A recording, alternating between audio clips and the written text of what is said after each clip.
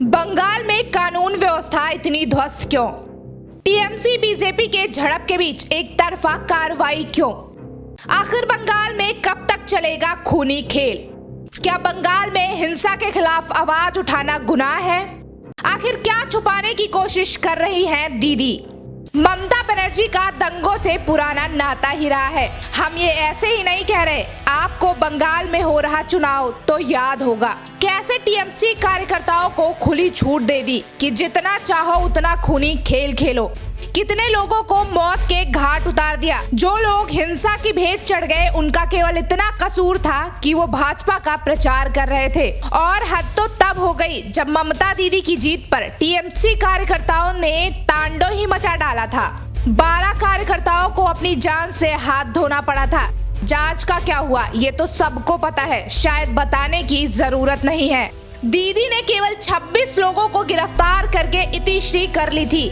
उनकी लापरवाही साफ झलक रही थी कि जब केंद्र सरकार ने बंगाल हिंसा पर रिपोर्ट देने को कहा था, राज्यपाल धनखड़ ने सख्त टिप्पणी करते हुए कहा था कि पुलिस प्रशासन को इस पर अंकुश लगाना चाहिए था, लेकिन अफसोस ऐसा हो ना सका। और ऐसी ही लापरवाही अब देखने को मिल रही है। बीरभूम में जो हिंसा हुई उसमें अब तक 8 लोगों ने अपनी जान गंवाई है, जिसमें 2 बच्चों समेत 3 महिलाएं शामिल हैं। आपको बता दें कि टीएमसी के एक नेता की मौत के बाद भड़की हिंसा ममता की लापरवाही का नतीजा है, जो खुद सूबे की मुख्यमंत्री ममता ने भी माना कि ये उनकी और उनके प्रशासन की लापरवाही का नतीजा है। ममता दीदी शायद ये भी भूल गई कि वो किसी मासूम का पिता था, किसी बूढ़ी माँ का सहारा था, किसी महिला का सिंदूर था।